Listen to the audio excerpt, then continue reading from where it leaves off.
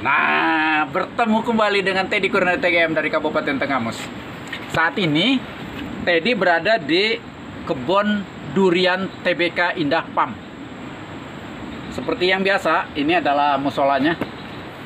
Nah, saya kesini akan melihat hasil top working atau sambung sisip, sambung pucuk di batang durian yang saya tanam secara biji. Karena inilah yang bisa kita lihat, bisa kita aplikasikan dari teori-teori kawan-kawan yang selama ini mendapatkan ilmu saya. Karena setelah saya melakukan kunjungan ke beberapa daerah, termasuk juga di daerah Jawa, termasuk juga di daerah Lampung itu sendiri, karena ada di daerah Lampung itu, di daerah Sirnagali, itu sudah ada perkebunan durian yang sudah berhasil. Itu adalah durian bawor. Dan saya juga saat ini lagi mengembangkan durian bawor di TBK Indah Pam ini. Tetapi bukan berarti yang tanaman lain tidak saya tanam, tetap saya tanam. Tuh, saya bawor saya. Tuh.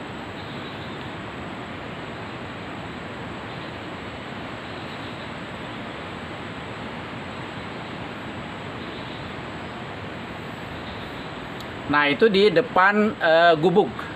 Di depan gubuk saya sudah nanam sekitar ada 5-10 batang.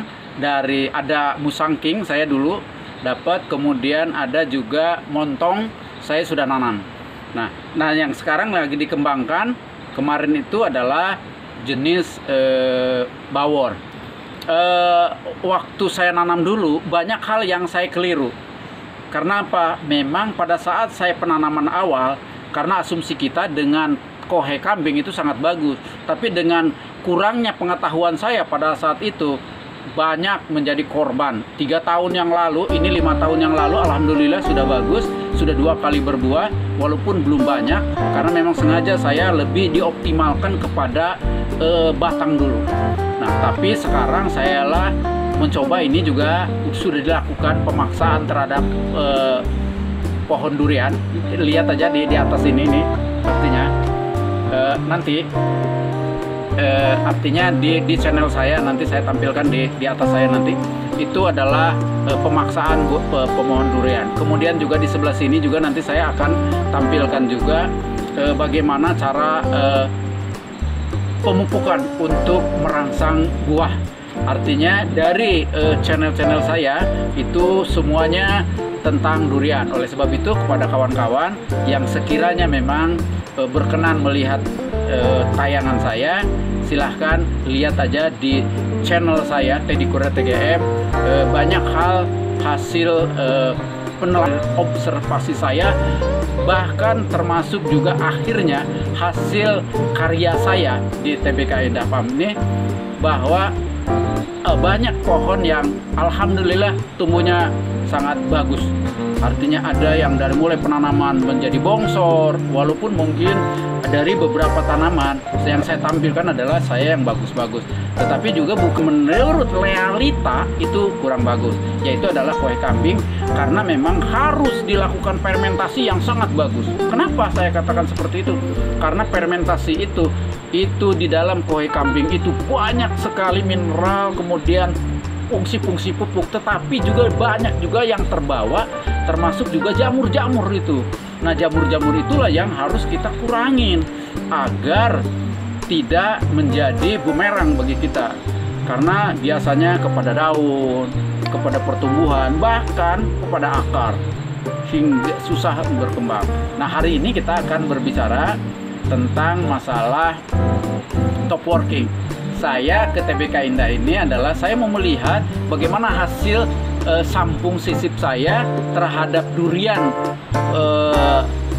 lokal. Bahkan itu adalah saya tanam biji sekitar 1,5 tahun yang lalu. Kemudian saya membawakan pohon lain yang sudah genetikanya adalah bawor yang sangat bagus, dan kemudian saya coba diaplikasikan teori-teori dari kawan-kawan. Itu alhamdulillah ini hari ini apakah itu benar-benar terlaksana dengan baik atau tidak. Nah, oleh sebab itu bagi kawan-kawan yang belum sub, like, dan komen, ya silakan dulu di komen di bawah sini. Kemudian kemudian kita akan mencoba melihat tanaman yang saya lakukan kemarin. Nah, dalam hal ini juga saya tetap juga mempersiapkan kocoran, karena memang tanamannya belum besar. Kalau belum besar tuh sebagusnya adalah dikocor. Nah, saya pengocoran itu saya udah siapkan ini air nih. Nah, air. Kemudian juga saya udah siapkan ini biasa. Ini adalah NPK 1616. Saya kasih 3 sendok aja dengan air sekitar 5 liter. Dan ini kawan-kawan, ini di TPK Indah ini sebenarnya seperti peninggalan megalitikum. Nah, ini batu-batu semua. Nah, oke kawan, kita akan ngikutin ke sini.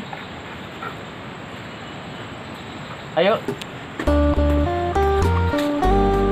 Agak jauh,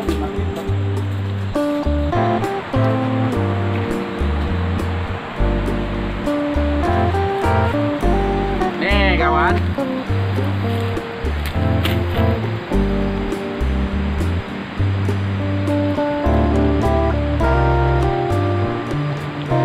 Nah, ini kawan, ini adalah batang yang saya lakukan. Ini sudah hampir 1,5 tahun ini. Dan ini dari biji ini. Ya. Ini dari biji. Kemudian ini saya ini.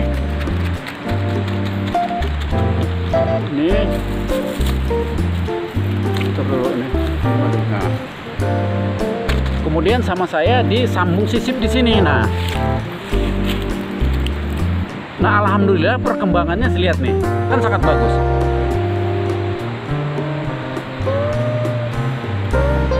Artinya setelah 1 bulan lebih ini perkembangannya sangat bagus. Karena ini saya kemarin tuh saya ambil separuh ini.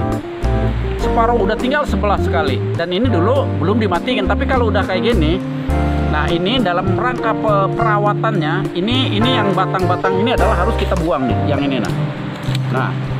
Satu, kemudian ini. Nah, jadi ini tinggal ini. Nah, pada perawatan yang ini jangan sampai nanti ada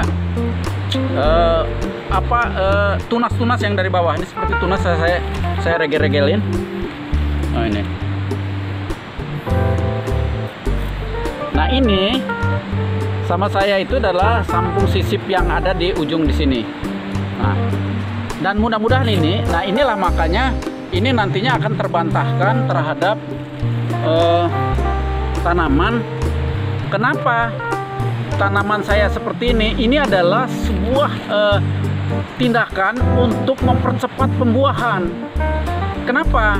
Karena kalau dari ini kawan-kawan, kalau dari biji sudah dibuktikan dari beberapa kawan pakar menyatakan bahwa kalau dari biji itu buah itu paling cepat antara 8 sampai 10 tahun. Bahkan ada yang sampai 12 tahun. Dan pernyataan ini itu dinyatakan oleh para penanam durian di Kabupaten Tenggamus. Salah satunya adalah di Beton. Di Beton itu ada salah seorang penanam durian yang benar-benar dia nanamnya memang dari biji. Dari usia remaja dia menanam sampai dia sekarang sudah punya anak cucu, bahkan sudah panen lagi. Dia malah tidak mau dia menanam dari durian-durian yang artinya seperti polybecan seperti ini. Karena kata dia nggak jamin tanamannya tumbuhnya tidak akan lama. Tetapi kalau yang dari biji itu kalau sudah tumbuh, kalau sudah 12 tahun kemudian berbuah, dan setiap tahun tetap itu akan berbuah. Nah, oleh sebab itu ini saya akan mencoba ini dilakukan seperti ini. Nah, dilakukan seperti kayak gini ini akan lebih cepat nanti berbuahnya. Dan kemarin itu saya ini nggak ada ini yang tua semua, tidak ada ini yang pigor. Ini kan pucuk-pucuknya pigor sekali ini. Nah, inilah yang harus kita lakukan ini, dan selalu dilihat dan harus disemprot juga, dilakukan penyemprotan agar belalang-belalang tidak memakan yang muda-mudanya. Kalau tidak dilakukan ini akan menjadi rusak. Dan yang kedua juga ini pada saat kita nanti ini sudah mungkin 1 bulan lagi udah saya bisa potong ini. Nah, setelah kita potong, ini juga bisa kita pindahkan. Artinya ini yang ini, karena ini juga terubus, ini dibiarkan. Ini nantinya akan menjadi satu batang lagi ini. Ataupun nanti kita pindahkan seperti ini lagi di pohon yang lain. Dan bagi kawan-kawan, saya sarankan bahwa ini tetap harus dipelihara. Seperti yang bawahnya nih. Saya akan pelihara nih. Seperti yang tadi saya bikin ini, air ini. Nah ini. Saya siramin.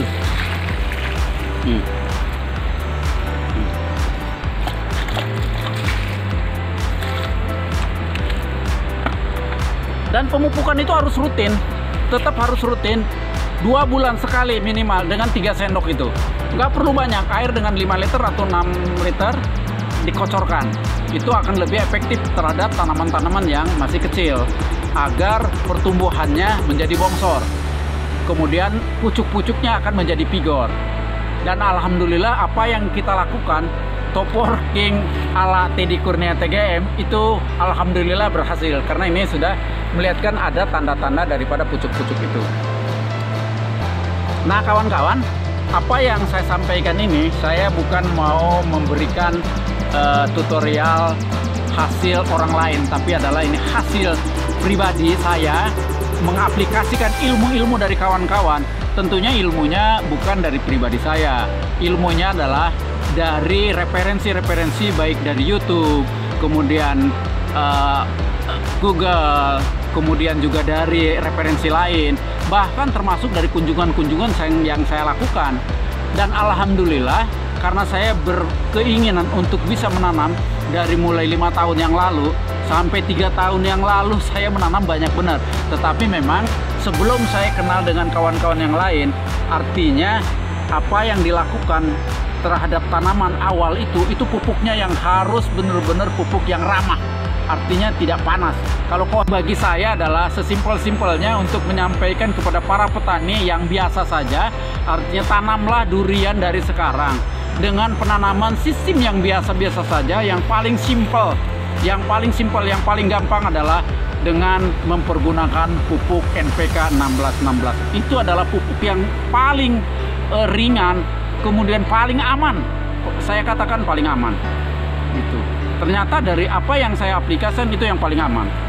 Gitu. Jadi dari usia penanaman sampai usia 1 tahun itu kontribusi daripada garam krosok itu sangat mutlak. Kemudian dari 2 tahun sampai ke 3 tahun, bahkan sampai ke 4 tahun itu adalah NPK 1616.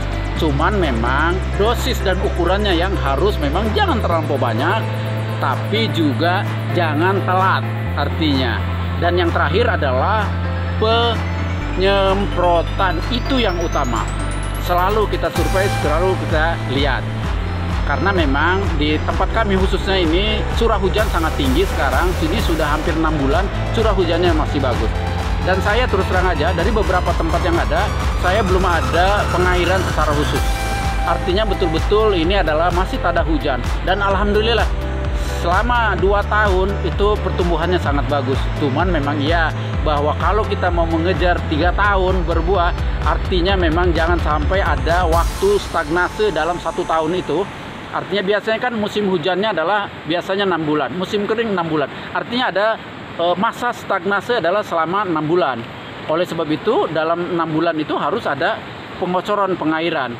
Dan bagi penanam-penanam kayak Om Hilal yang ada di Jakarta, itu salah satunya adalah melalui keran-keran, melalui pengairan-pengairan yang memang sudah dimodifikasi sedemikian rupa hingga memang target 3 tahun itu bisa tercapai. Tapi memang saya sebagai petani biasa saja dengan keterbatasan yang ada, saya mempergunakan seperti biasa saja. Biarkan 3 atau 4 tahun, bahkan 5 tahun baru kita berbuah. Tapi mudah-mudahan adalah kita akan lebih panjang usianya, lebih bagus hasilnya. Oleh sebab itu, bagi kawan-kawan yang bagi pemula, mudah-mudahan ini adalah sebagai masukan untuk kawan-kawan untuk memulai menanam durian. Karena nanam durian adalah sebuah investasi yang sangat menguntungkan untuk kita. Hari ini kita mungkin diberi usia 5, 6, sampai 10 tahun. Berarti kita sudah 7 kali kita, atau 5 kali musim kita mendapatkannya. setelah itu kita bisa diinvestasikan, kemudian diwariskan kepada keturunan kita, karena durian bukan sekali nanam kemudian sekali berbuah, tetapi sekali nanam terus menerus berbuah.